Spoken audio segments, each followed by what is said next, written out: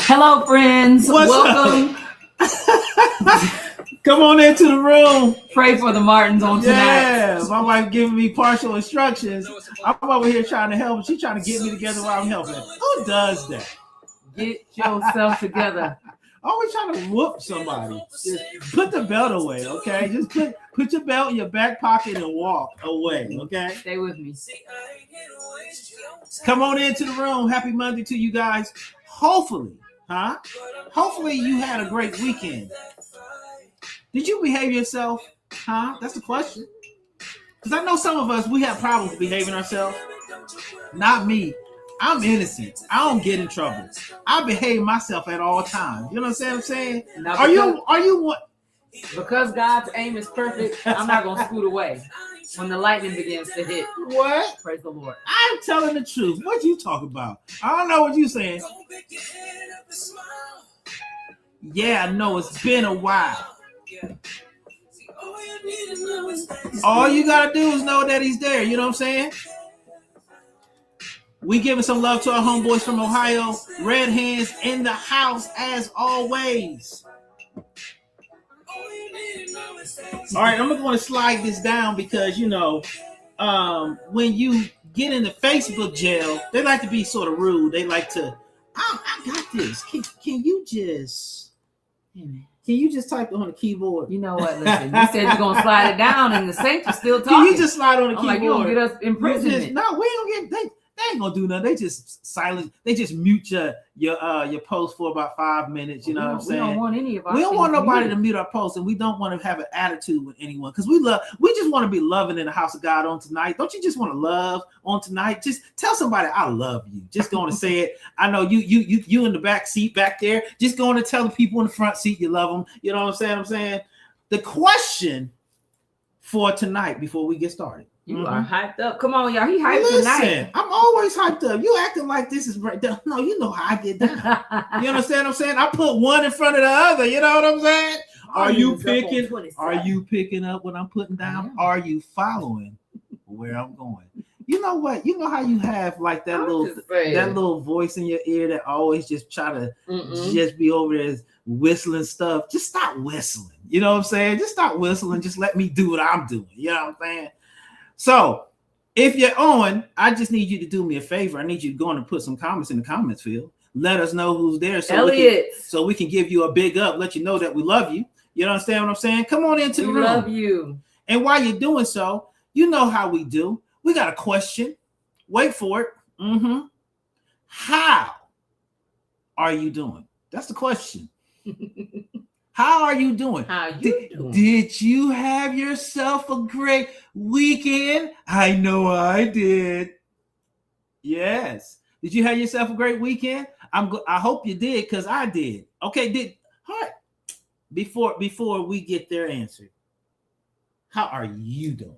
How about that? Well, no, I'm doing pretty good tonight. I'm actually not completely sleepy for once. Isn't that a miracle? But it might have something to do with that energy drink that I just had. So we'll see if I can go to sleep after this. Okay. But no, today was a great day, busy day as usual. Monday, we had a training session. So we're trying out Monday trainings to see how this works. Most of the time, people don't want to do a training session on a Monday, but we've been getting pretty good response. So we might be on the hook for some more of this. Come on. My sis played me. She said miracle, right? That I'm not sleepy. It is a miracle. It is. How you doing, sir? Listen, y'all already know what I say. I don't have bad days. I have bad moments. And bad moments do not become a lifestyle. They just stay moments. You know what I'm saying? They do. Ain't no reason to carry them into another day, another moment, another second. You know what I'm saying? Just keep it moving. You know what I'm saying? So how are you guys doing? We need to know. I see a couple of you out there. I just want you to tell me how you're doing so we can go on and move on. Listen, today we got a good old cast with us on tonight. We got a couple of our buddies with us. They're gonna come on to the screen they're gonna have some fun with us. We got our crew with us. I love when our crew come on. Yes.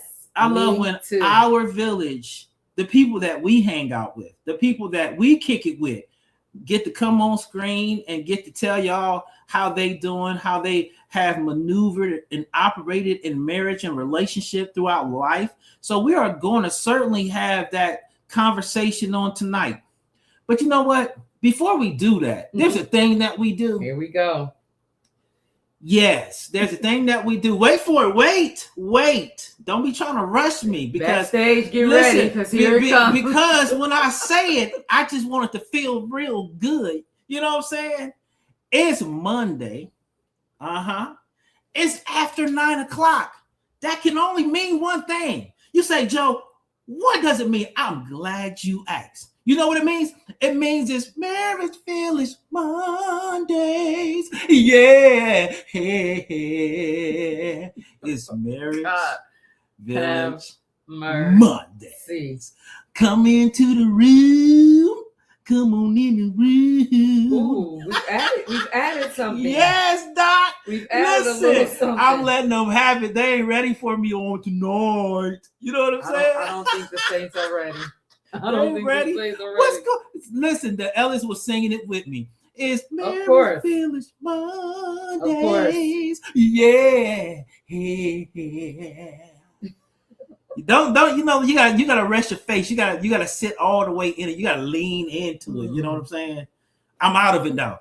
We're gonna go on and have this conversation. Are we gonna bring our peoples on with this on? We're gonna bring our people on tonight. So we got some special folks in the house. Like he said, we got our friends, our family. Let's go. Got our friends that have become family in the room with us tonight. So we're gonna bring to the stage Team Houston. Let's go. And Team Gibbs. So we got half of Team Gibbs in the house tonight, but the other half is going to be coming in a little bit. You know, they are ministry couples, so you got to do what you got to do. So our brother will be with us shortly. But coming to the stage, we have Team Houston. Let's go, Team Houston. From right here in good old Louisville. What's going on, family? We got our little sissy on live with us. Team Gibbs in the house, all the way from Maryland. Let's go. I see you lenses. Now. Your lenses is popping real fly, sis. You know what I'm saying? Yes. Don't flex on them now, sis. Don't hurt nobody. You know, she's hurting them right now. She's popping out on them. You know what I'm saying? Okay, so tonight, you guys are going to get a preview of what is going to go on Saturday in the Marriage Village virtual seminar on Saturday. I hope you're ready. I hope you are, because you're gonna get the goods on this weekend. But before we get to the weekend, you're gonna get this stuff all up in your face tonight. Oh. You understand what I'm saying? You're gonna get this Jesus juice all up in your face. That's right. I said it. Jesus juice all up in the face. All up in the face. All up in the face. You know what I'm saying? So, Team Houston, how are you guys on tonight? We're good. What y'all laughing for? You. You. Something is wrong with you. Y'all know, I'm a little left of center, you know what I'm saying, every now and again. For sure. Team Houston, did you guys have a great weekend? How was your weekend? We did. It was full. It was full, yeah. Okay. All right. That'll do it. That's the life. How did your Monday? Did you do right on this Monday? Did you serve the Lord well on this Monday? I hope so. Yeah. I know that's right. You did the best you could do. Come on. Yeah, I strive to. I hear you. We could. Little sis, Leah Gibbs, what's going on, sissy? Uh-oh, I can't hear you. I think you might be muted, Lovey. Can we unmute her? I did. Oh, okay. Oh, we can't hear you, sis. Let me see what's happening. Hold on 1 second. Let's see. So now. No, ma'am. It's still silencio. Still silent. Silence of the lamb chops. Silence of the lamb chops. Can you hear me now? Yes. There you go. All right. How are you, sis? I am doing well. Happy to be here. It's gonna be a fun night. You know, it is. Relationships are always, my heart. It's always You my already heart. know. And I You know get my to husband's too. So we excited to be here. Can't wait to get it started. Let's go. All right. You got anything you want to say before we Let's go? Let's get this party started. We 10 minutes in. I'm ready to roll. Let's go. All right. So, question on the floor to everyone, each of you. What made you say yes to being a part of the We Are One PowerShop? In whatever order you want. Whoever starts talking, that's what we do here. So it's Absolutely. we just kind of flow with it. Not to sound too deep, but to make an impact on the kingdom. Yeah, Let's go. that you can't get too deep. That's it, because the kingdom needs some impact with these relationships. That's the point. The point is to, influence, make an impact. Little sis, what you say? What you Yeah. Hold on. I like that. Did Lady Houston have excuse something? me. Did she want to weigh in? Come on, lady. It doesn't matter who goes first, but I was just thinking, just to maybe share things with people that we didn't know when we were first getting married or before we got married, so as you were married for many years, you realize some of the things you didn't get taught, or, especially like in marriage counseling or premarital counseling, a lot of times it's kind of pretty shallow, so yeah, just wanted to share those kind of real life experiences. Let's go. Okay. What's up? Can't wait. Well, all right. I'll go in. So for me, it's just been for the past year, you see relationships, especially in the kingdom, just like being hit, and they don't understand that, listen, he's coming. The enemy always comes after unity, especially if you are in the kingdom and you're trying to make an impact and all that. There, the enemy's after your marriage, and a lot of people don't understand that, and they don't know how to fight. So I love the Marriage Village. I love what y'all doing, so that we can really tell people, hey, whatever you went through, we went through it.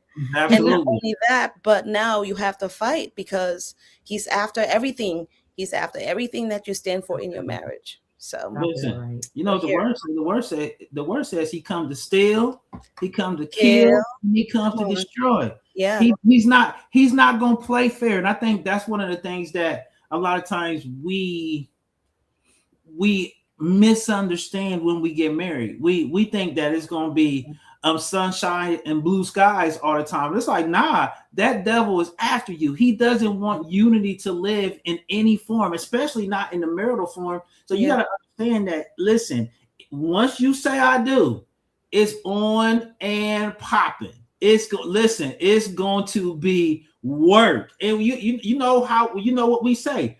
It works if you work it. We get that from our upline, our spiritual parents, Bishop and Pastor Romy and Rosina Coles. Facts. That is something that they say religiously. It works if you work it. And I do believe that that's a true statement. When you work it, when you take the things, learn the knowledge, get the information, when you work it, it does work. Okay, I'm going to digress so my wife can get to the question. So I want to ask real quick. So Team Houston, how many years of marriage? How long y'all been married? And then Lily, we coming right to you. We want to know what the experience, what we working with in the room. Who's in the room? Let's go.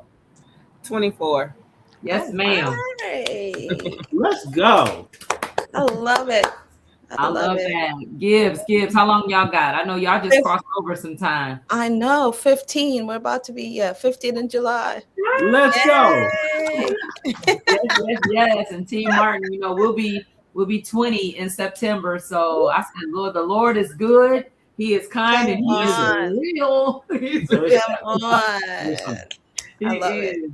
He is. All right. So I'm gonna just throw a little softball out there. Again, you can, in any order, anybody want to answer. And to our villagers that are in the room, listen, you can answer some. When we get deeper into some of the questions, feel free to type your answers in, chime in. If you out here, villagers, and you're married, tell us in the chat how long you've been married, how much experience you have. If you're single, what are you looking for in a relationship? We want to hear from y'all, because again, Saturday is not just about marriages. It is about equipping singles with the information that is needed before you walk down the aisle. A lot of the battle Absolutely. happens in marriage because we're ill-equipped coming in. And so to the Houston's point, you know, just when we were coming up, getting married too, a lot of the marriage premarital counseling did not go very deep. So we agree. And so we certainly needed somebody to take us deep because we're blended, right? I came into this marriage and inherited 4 wedding presents along with my husband. And so I needed to, somebody should have coached me up on some stuff, but the Lord, he did what he needed to do. And I have a beautiful relationship with my kiddos. They're with my growns now. They all grown now.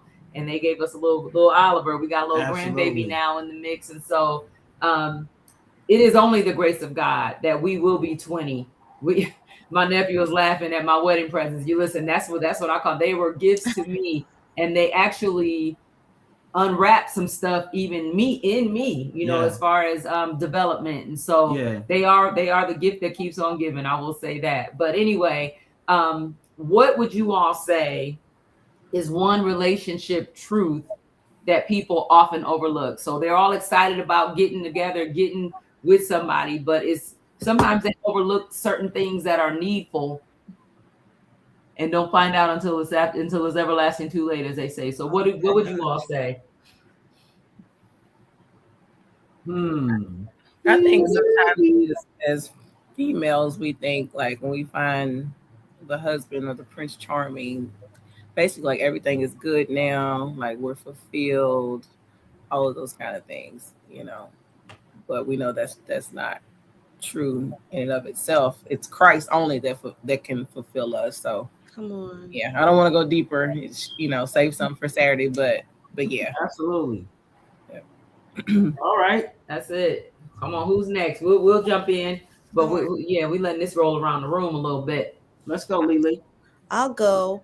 I would say it's so much that people don't know. But one of the things that I feel like people need to know, married or even single, is dealing with your stuff before you get married and dealing with your stuff even in the marriage, because whatever you bring in, it magnifies in the marriage. Trauma, you know, personality, you know, if things are not dealt with in your single season, it shows up. Absolutely. It shows up in the marriage. Absolutely.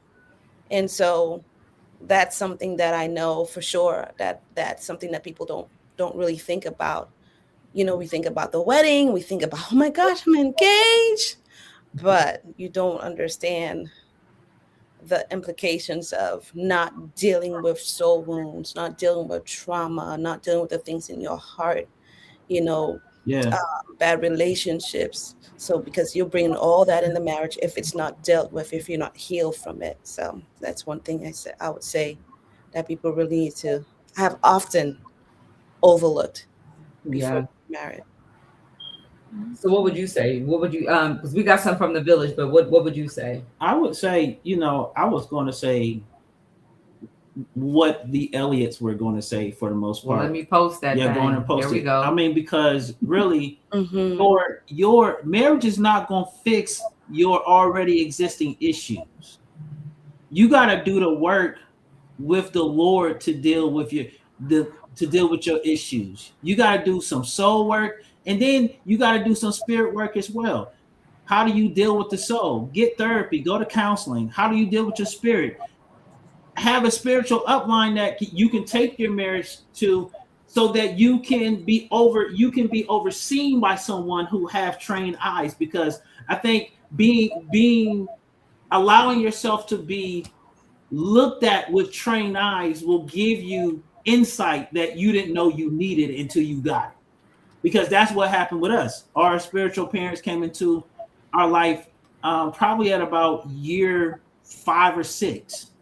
And they have been so instrumental in helping us develop, helping us grow, helping us see certain things about one another that we didn't necessarily see. I just think it's very vital. But then also doing the other work, going to therapy, getting help with my soul issues. Because God lives in both worlds. He lives in the earth, he lives in the heavens, and he lives in the earth. He dwells in the earth with us by the Spirit. So if we can get these things together. I do believe like you have to know that stuff is not going, getting married to someone is not going to fix that gaping hole in your heart from previous heartbreak. You know what I'm saying? Yeah, that's the truth. So that's the truth. What and Elliot's got 21 years in the game. I saw y'all. I saw it. Let's go. Happy anniversary just recently, just last week. Happy anniversary to you all. What I was gonna say, and y'all know I can get a little risque, so clutch your pearls, but here's coming to the screen. Great sex does not replace communication. Right. A lot of times people think, oh, I'm gonna hurry up and get married because I can't wait to get it. I'm gonna tell you right now. Better to marry than to burn. See, I want y'all to get the right understanding of the scriptures, rightly divide the word. That's the first thing, right?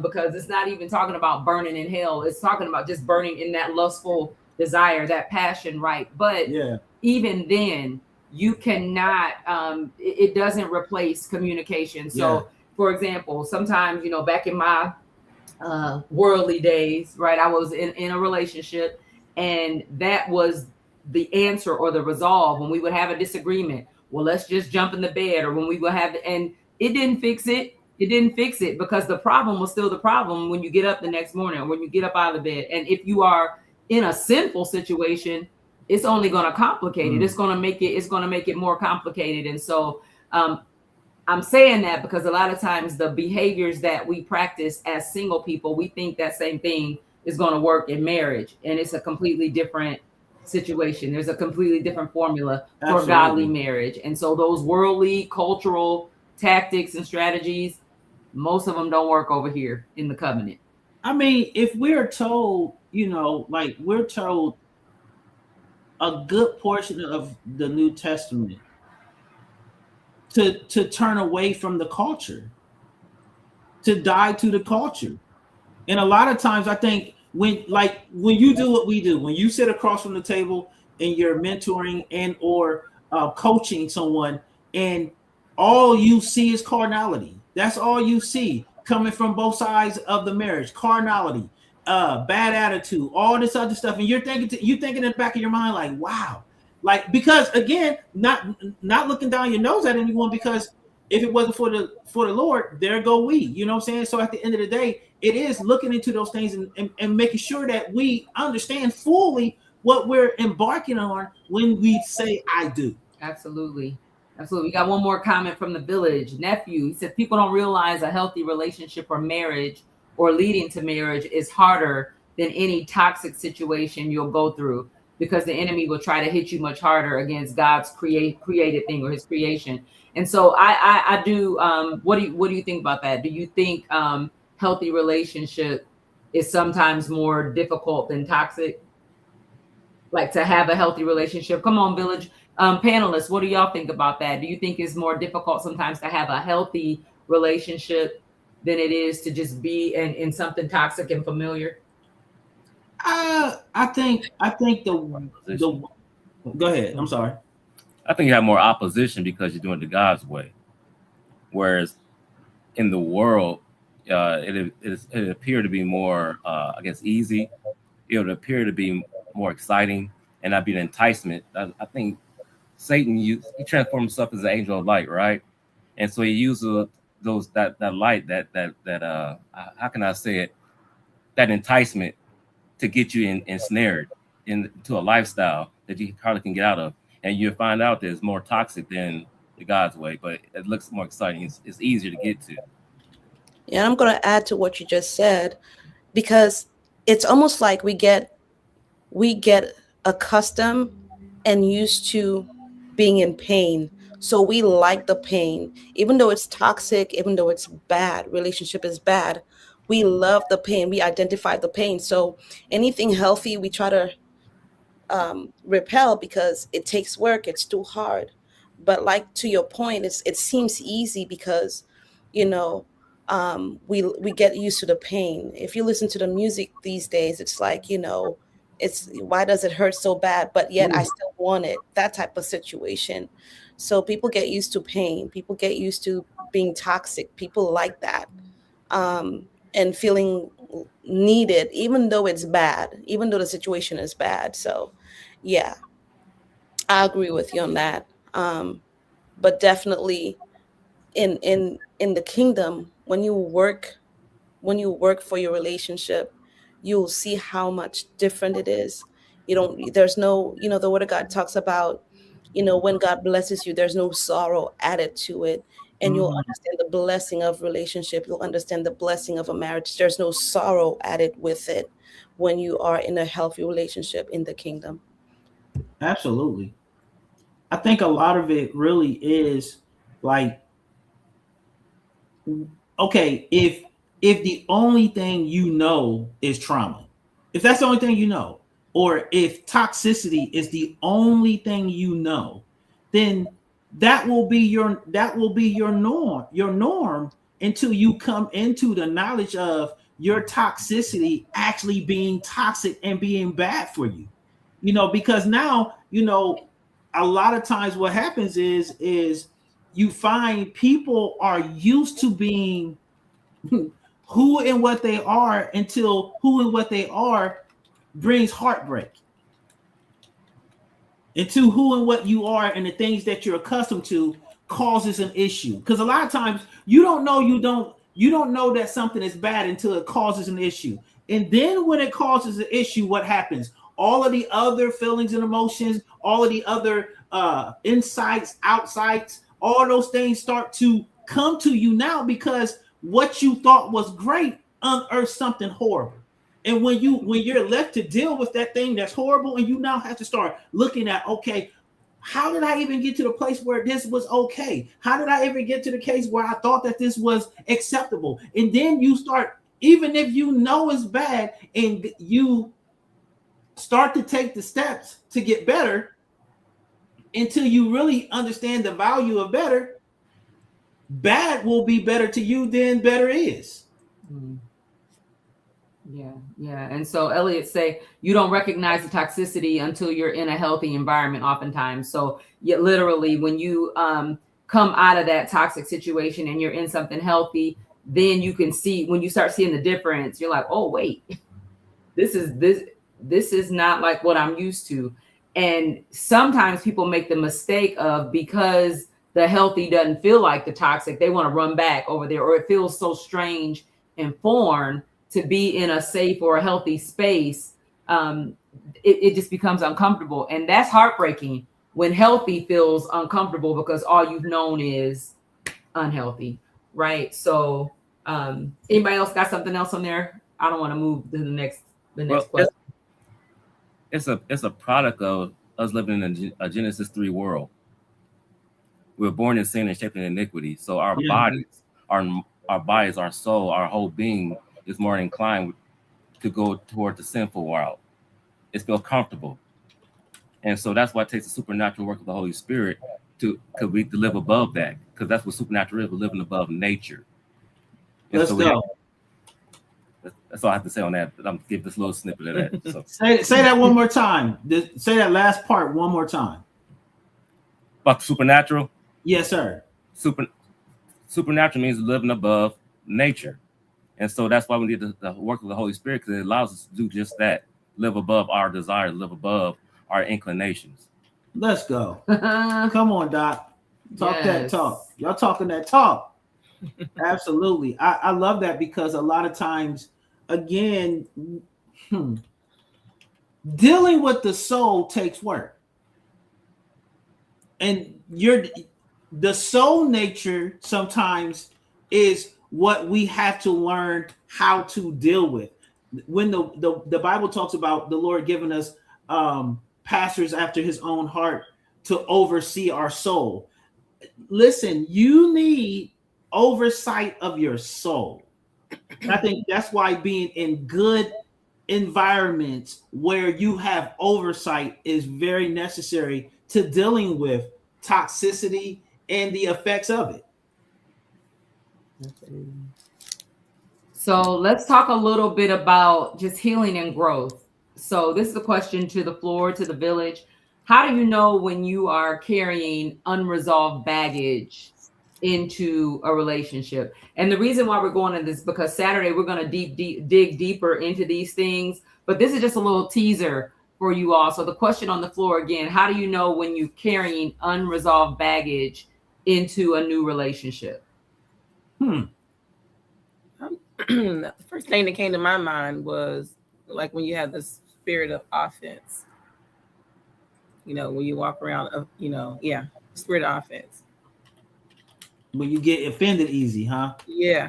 Mm-hmm. Okay, that's good. Who's next? Who's gonna take a stab at it next? Yes. I'll go. You become suspicious and critical of the other person.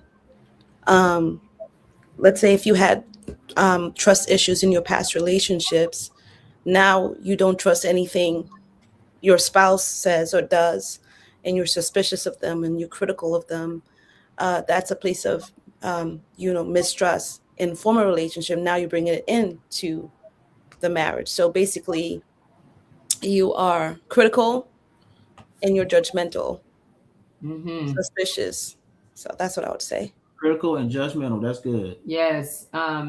Elliot say it'll come up in your language and in your behavior. And so absolutely that suspicion and that critical, just always judging, always just looking at things through a negative lens. And even if something is done positive, you suspicious of it. Like, oh, well, when is the other shoe going to drop? Right. Oh, you doing that because you want something. No, somebody could be doing something, trying to just out of their genuine kindness of their heart or their love for you. But you're looking at everything with the side eye, like, I don't know about, I don't know about this. So yeah, these are definitely signs. Here we got one more comment. You'll know when you find some of the simplest things triggering, when you get defensive over things that your partner has never even caused. And so, yeah, that's a good one. That's a good one. For example, so I have an example of that. If every morning at 6:30, your person that you're in relationship with, they go jogging, right? That's their set schedule. They go running. But all you can think of is every time your previous person left at 6:30 in the morning, they were running to go do something that they shouldn't have been doing, right? You haven't even given this new person a time to know their routine, but you're filtering everything through what you experienced in the last situation negatively. Now, here's what I want to say. You should learn from previous situations, right? There should be some wisdom that you take on. But when it is, to Leah's point, critical, overly suspicious, judging, you need to take a deeper look at what's going on, what's going on within. And if you're engaged and you're feeling those things, you may want to pump the brakes on moving into the next step and really talk that through.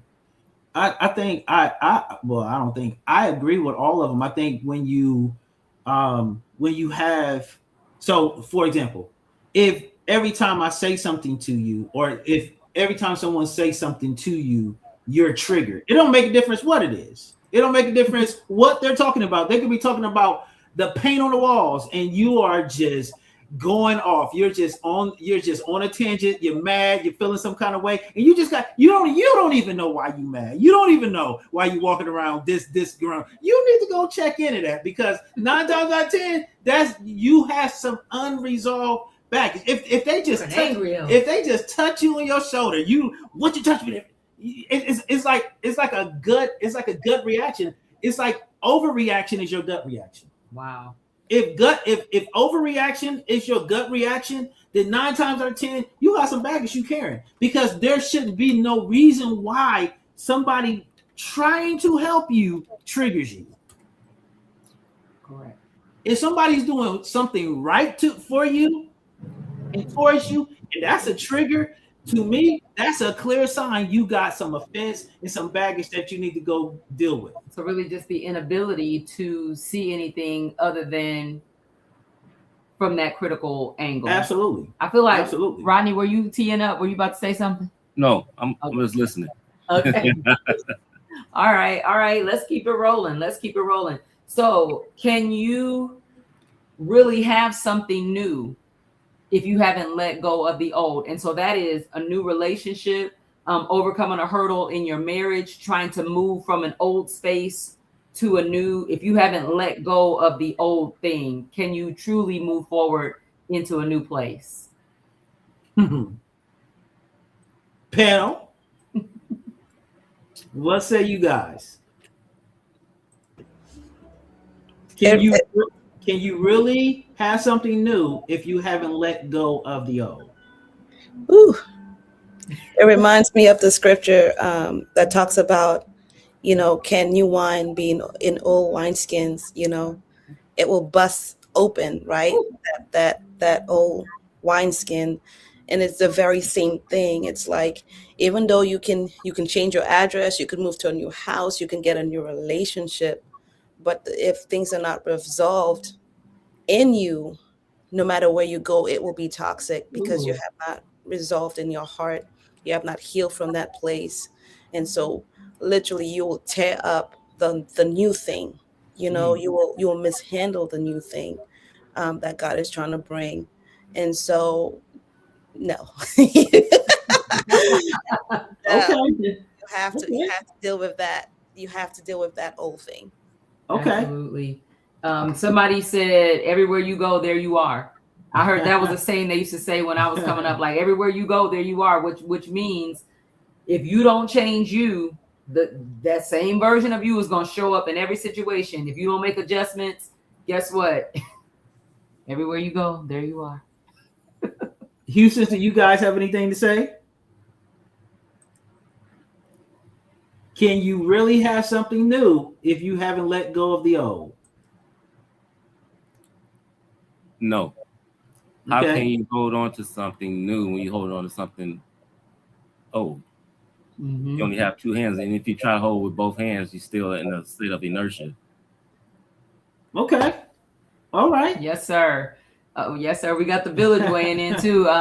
Elder Sis, good to see you, lovey. She says you can have new, but it won't be healthy. Okay. I'm gonna say this: you can have new, but it will have bottlenecks. So new portions. You will have new portions, but you won't have the full portion until you deal with the issues. Because you can have new, but having new and having the fullness of new are two different things. So you can have a new thing, but until you fully let go of the old thing, you can't fully embrace the new thing. You can have two cars. One could be old and one could be new. If you keep going to that old car, what value does the new car have until you fully embrace the new car? Listen, I said, I'm greedy. I need the whole new cake. I don't want some old cake and a new cake. No, get it out of here. Bring me a whole fresh Publix white cake with white icing. Thank you.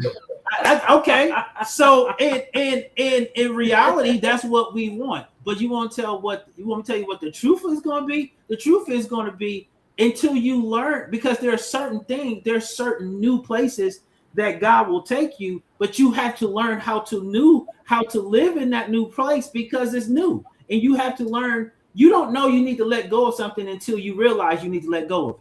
And sometimes going through the process of figuring that out is what needs to happen. So I can go with, no, but what I've seen and even experienced, I've experienced that certain new things require a transition from the old to the new. Because there's some lessons that you need to learn from the transition. Because if you don't learn from the transition, the new is going to be challenged until you learn from the transition.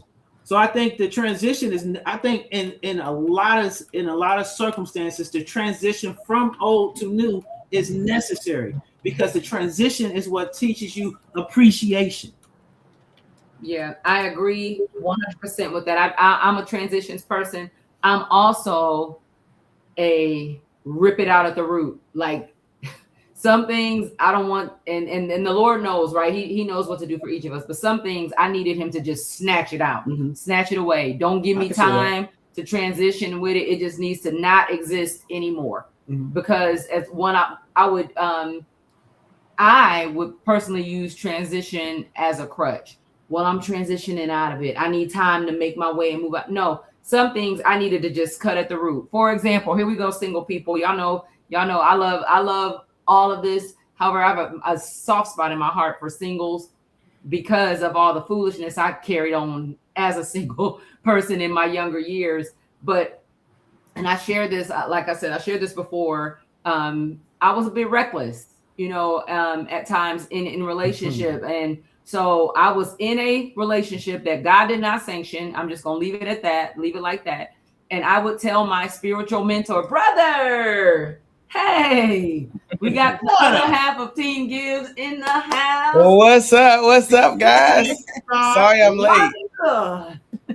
Lonza was doing ministry on tonight. Sir, Pastor Lonza, they're pastors, so they have to do pastoral things and responsibilities. So he told us he was going to be in about this time. So we're glad to have you. Absolutely. But we're talking about just the value in transitioning out of things. But I was sharing, sometimes we don't need a transition. We need God to just cut us, just snatch us out of things and cut things off. Because what I was saying is, to my single people, I had a whole spiritual mentor. She was in my life. She was giving me correction.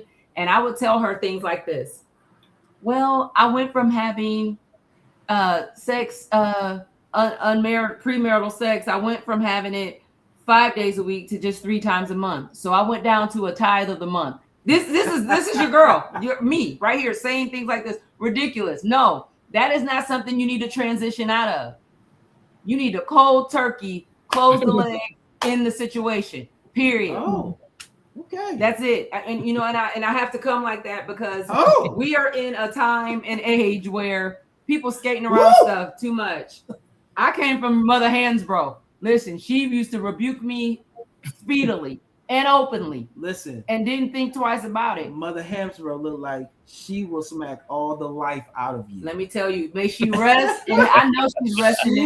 She's resting. If she got them paws on you, all of heaven and hell is coming out of you. Listen, Mother Hansbrough has gone on to be with the Lord, but I'm telling you, there is value. Yeah. And some of the mothers, they were a little harsh, but I knew she loved me.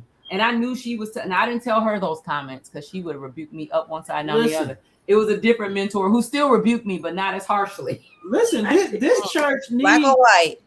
Listen, this church needs church mothers. I love church mothers because, boy, if you were sinning, that you'll walk by that. You smell like sin. You smell like sin. Get on over here. We're going to go and pray. And what I'm learning is I'm slowly turning into a church mother. Y'all pray for me. I am turning in. Lily, yep. Listen, we need to do that. Absolutely. I'm transitioning. We've been pacifying people. Need some of that old time religion. We need that. We do. At least we won't. It's not going to be abusive because we have understanding, wisdom, grace, knowledge, all that good stuff. But we'll do it in love. But that's right.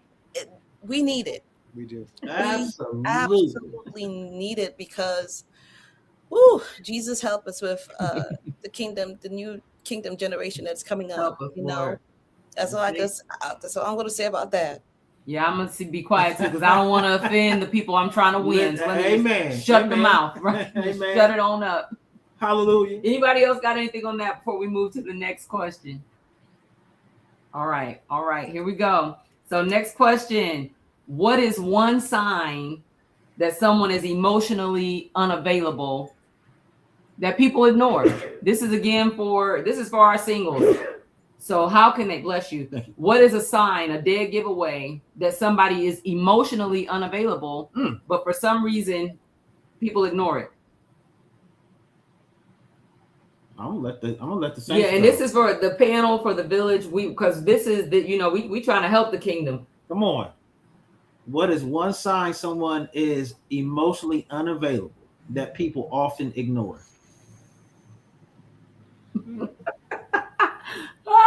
That's a good question. Listen, because I'm gonna tell you, we gotta think about that one. Think. Let it marinate.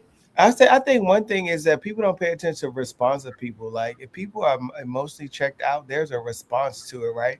And I think sometimes it's more like nonchalant, or there's no depth. Like if there's a person that's very articulate. I mean, they talk about, they're very expressive, right? And then all of a sudden, the response has changed. Like it's different. It may not be like, aggressive or angry, but it's like so subtle. Like I'm used to you having more of a reaction, but now your reaction has changed. I think when people start to emotionally check out, their response to things, their engagement to things has changed because they've been saying things over and over and over again in the marriage or in the situation. This is how I feel, but there hasn't been an expectation met. There hasn't been any kind of real resolve other than maybe an apology. Like I always raise my voice at my wife, right? And she never gets to get her point out. And I say, I'm sorry for raising my voice, but I continue to raise my voice, right? So she's never in a place where she feels like that I really, really take into account how she feels. The expectation, the feeling of it has not changed, even though I may be sincerely remorseful, but they checked out like you're not getting this. I guess does that make sense? Is that yes? Yeah. It absolutely does. Come on. As you said that, what I'm giving word today, right? But it talks about the nagging wife, right? The nagging wife that goes womp, and the men all they hear is womp womp womp womp womp, right?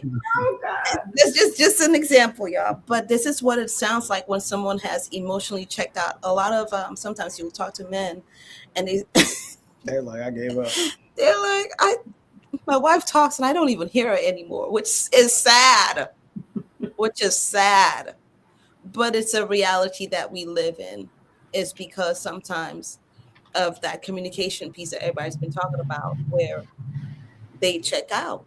And so I think that's good. Like we never really talk about, like when you think about emotionally checking out, do you normally think about a man emotionally checking out? Like I just got like I guess we do. Like there are men that really are in tune with their wives or want to want a good marriage, but they just can't seem to get there because there's this disconnect as it relates to me trying to be the husband in the marriage. But there are seasons like, and I don't know where we are because I'm just jumping in, but there are seasons where the wife may be the stronger spiritually at some point, right? And then there's a shift in the house, and the man is trying to take his seat as the priest, as the head of the household, because the wife is so used to being in that place of authority or that place of influence in a different way, that shift is taking a turn in a different way. And now as a husband is trying to be who God has called him to be, which she prayed for, and now, but she's still used to having that voice. So like you can get desensitized to that voice. Like, I'm trying to be what God called me to be imperfectly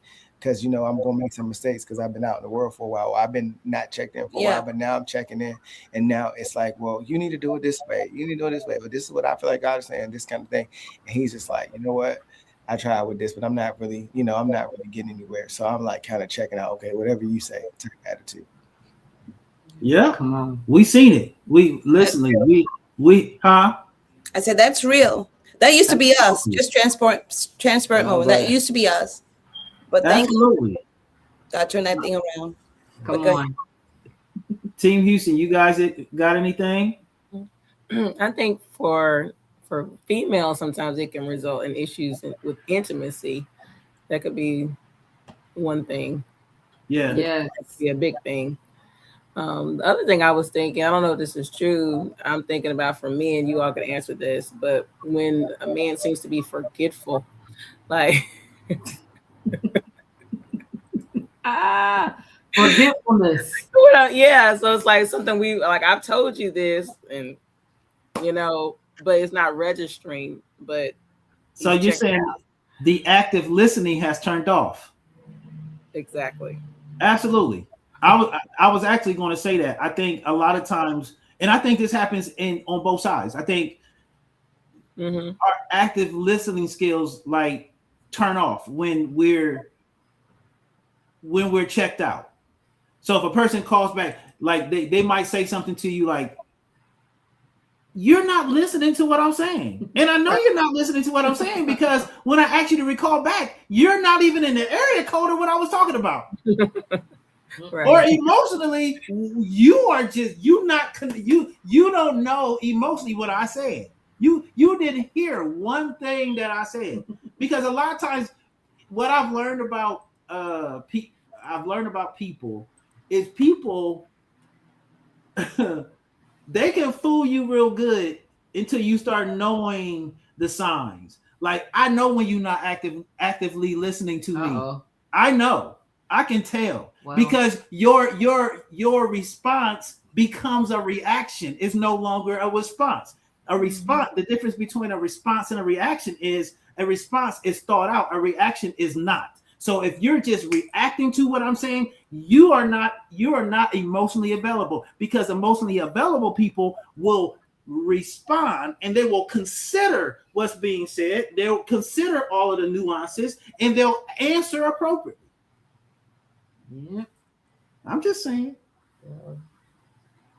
Sidebar, I see that hat, brother. Represents. Let's go. Yep, come on in. Pull. I would say too, one of the signs. Can I say one of the signs I've noticed and I've seen that you can take a good thing like maybe working out or working in your career and use that as a crutch or a barrier from communicating. It's something morally neutral, even good if you will, but it's keeping you from actually connecting, and you use that as a crutch to keep that going. Woo, sir. Wait a minute, brother. Now you didn't say something. You in my thing with the psychology stuff. Using something that is morally neutral. Yeah. To check out. So in other words, things that people can't really argue about, right? If it's morally neutral, why are you complaining? Because we need this money. Why are you complaining that I'm working? Well, the complaint is because you're working in the place of communicating. Yes. Or you're working in the place of, you're working to get away from me. So here's what I will say. And I'm saying that because I went through a space of time. I mean, he knows. This is what's wrong when you have a spirit-filled woman or man of God. They can read the signs like, nah, I know what you're trying to do. I see it. Listen, I smell it. Y'all, okay, so we always talk about year 9, and it wasn't just year 9. There have been other times where I just felt like there was so much friction here between us. It was just better for me to stay away. So to do morally neutral things, working, right? Working extra, working out, right? Doing anything that it wasn't simple. It wasn't tearing down the marriage. It wasn't it wasn't anything that could have been that he could have brought accusation against. However, the accusation was, you're doing this to escape me. Absolutely. And in marriage, you should not be trying to escape one another. Now we do. I subscribe to me time. If we need to go to corners, that's different. If we need to take a break because it's too hot in the kitchen, we're going over here. That's cool. Right. But it should not be built into my life. Right. I have escape tactics, or like that little auto eject, yeah, if y'all seen no cartoons where they press the button and they shoot out like they auto eject. The car. Yeah, that was your girl right here sometimes. But see, this is the thing. Like when you know, see, when you are aware, you know the signs. Like when this is, and I'm about to. I don't want to say this, but I don't even care because I'm gonna help somebody on tonight. If there's space between us on the couch, I know your every move. I pay attention. Ooh. You can't fool me. You can stalker, aren't you? Listen, absolutely. You can fool everybody else. You can't fool me. I know space, and I know when space is being created from tiredness, and I know when space is being created by the devil. And so and I know because there's a sowing that happens into the flesh that causes corruption, that causes separation. And if you're a spirit, if you're sensing in the spirit, you can tell when something is being sown in deception or being sown from corruption. You can tell. It won't feel right.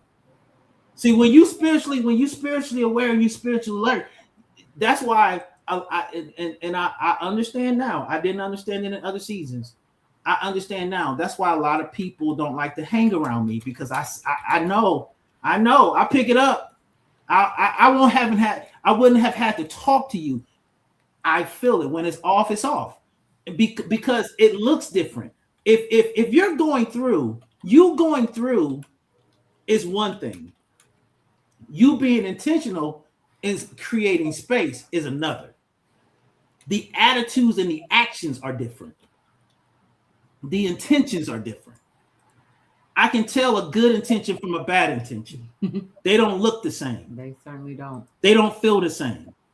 That's all I'm gonna say about that. All right, we got 2 more questions and we're going to wrap this party up tonight. Anybody else got anything on that? All right, let's move it along. So here we go. How can outside voices negatively impact your relationship? Ooh. Come on. Outside voices, because we talked about the benefit and the blessing of having an upline, having spiritual counsel, but there's some other voices. I saw the Rev. Rev, you got something you set up, Doc. Yeah. Come on, Doc. Come on through. I saw you rise up. They both these men of God done They set up. rose up. Let's go. I'll let him go. I was gonna let you go. You go first. Okay. I'll go next. When we talk about outside voices, often we think about family members or close friends. But I want to take a shift. What are you listening to on YouTube? Ooh. What are you listening to from the culture? There's a lot of mess out here from the culture, whether it be feminism or the red pill. And I've seen the red pill is making inroads into our consciousness, especially in the Christian community. And those toxic voices can impact a marriage. So be careful what you're taking in. Be on guard, be alert. As the Bible tells us, be alert, because these voices out here are sent to destroy your covenant. Come on. Come on, Doc. I had a quick question. You talk about red pill. Could you explain that? Yeah, I was going to say, deeper, red pill. That? Come on, Doc. Basically, it's an answer to the secular feminism. It's an overreaction to that. And I question to a lot of me, even like women. And it's a very domineering outlook. Again, it's a reaction to the secular feminism, the Me Too movement, and the toxic masculinity rhetoric we saw of the last 10 years. However, they diagnose a problem, but they have the wrong answer. They have the wrong solution. And they're not built on the scriptures.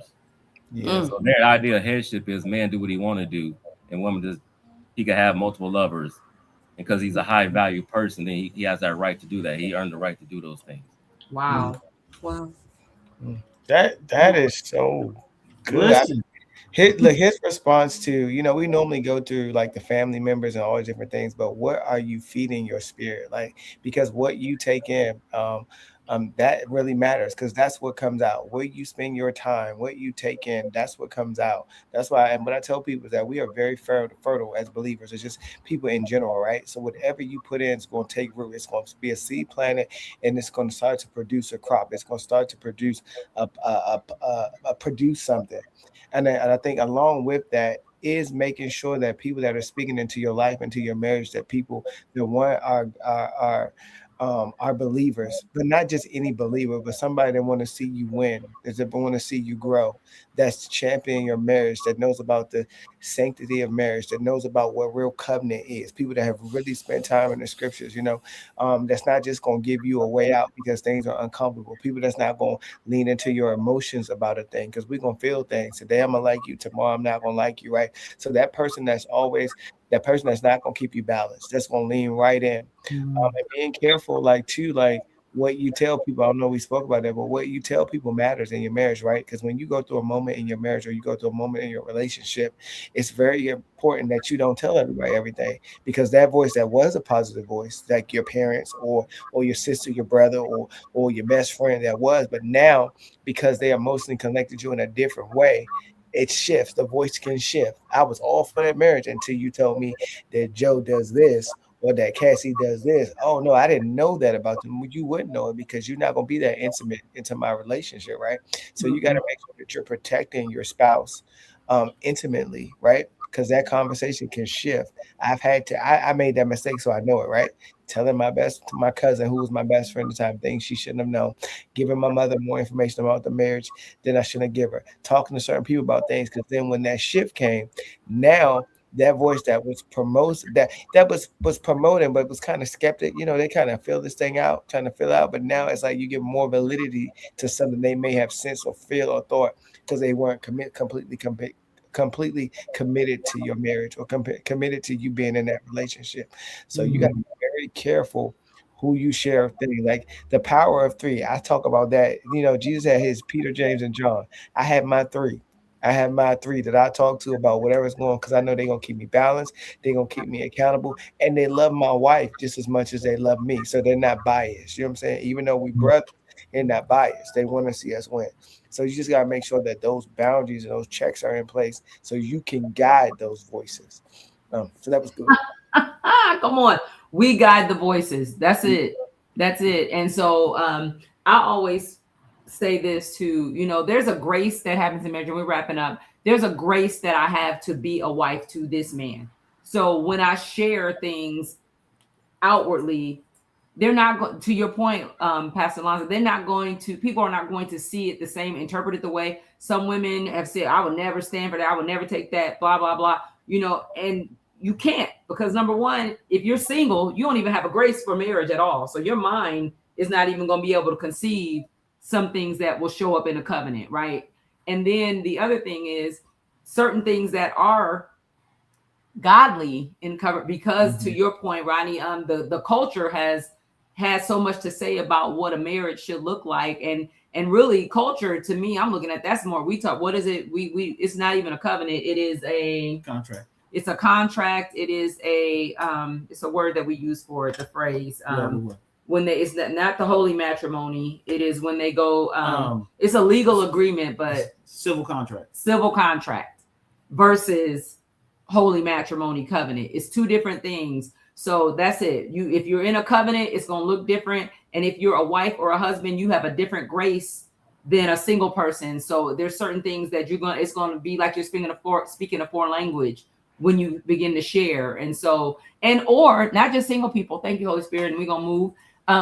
When you share people with other married people that don't have the same view of what covenant should look like. If you're talking to a couple that is influenced by the culture, they could be believers, but they could be very carnal, or very secular when it comes to these things. No. So you just, again, close that circle. I'm with you on the power of three, So go ahead. You gotta be paying attention.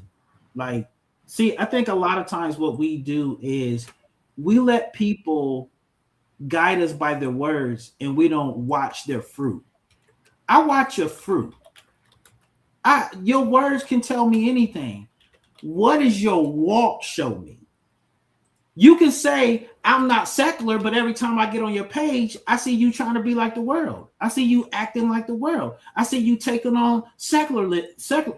Mm-hmm. Yeah, I see you taking on all those concepts and theories when the word tells us clearly to be not conformed to the world. So if I see you acting like the world, every time I see you doing this and you doing all these other things, but it doesn't look like God, I'm paying attention, because I know I can't give you something spiritual because you're going to handle it from a carnal perspective. So your insight is going to have carnality on it. Your wisdom is not going to be wisdom. It's going to be philosophy. There's a difference between wisdom and philosophy. Philosophy is what the Pharisees use. Wisdom is what God uses. So let's be clear. I know the difference. I know the difference between philosophy when somebody's trying to guide me through philosophy. Philosophy has a hint of righteousness, but the end thereof is not righteous because it's man-made and it has an intention. All right. Well, I feel like fires all around me. Look, it's getting hot over here. I'm usually cold. I'm warming up a little bit sitting next to this fire.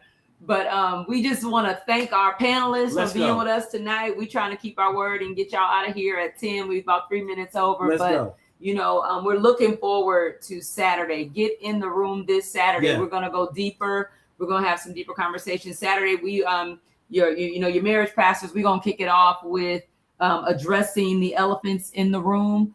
We always kick off. So it's from 9 to 12 on Saturday. We always kick off with that. But then we're going to pull these panelists in to share. Our sister, Elder Michelle B. Swanson, will be with us on Saturday, representing the singles, representing the abundant life after life has happened to you, right? Sometimes there is things come up and you may go through a divorce, you may go through a hard situation, but there is life on the other side of that. And our sisters live in the abundant life the other side of that. And so we want to get as many people in the room as possible. The link is on our page. It is there is a ticket for the event. It is on Eventbrite. Once you register, those event links, the link to the Eventbrite will go out on Friday evening. We are leaving the registration open until Saturday at 8 a.m. This starts at 9.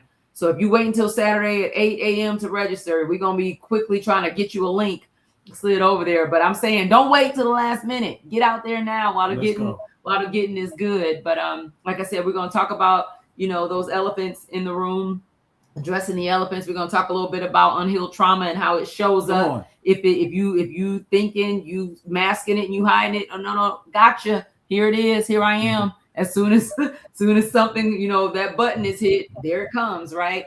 Then we're going to be talking about, like I said, Elder Swan is going to share a little bit of her testimony. We got the Gibbs and the Houstons are going to give some wisdom for in the room. We got some games. We got some door prizes. We going full steam. Y'all know we like a little game, a little trivia, a little something for the people. So there'll be some gift cards, a couple opportunities to win a gift card. You don't have to get bingo. We're not gambling, right? It's going to be a blessing for you. So get in the room. Tell your mama, tell your daddy, tell your friends, tell everybody. Saturday, 9 a.m. to 12 noon, 3 hours. It's nothing, y'all. It's a Saturday morning before you get out in them shopping streets like your girl over here. But I'm a lob it over to Pastor Joe to close us out because he's looking at me like wind up.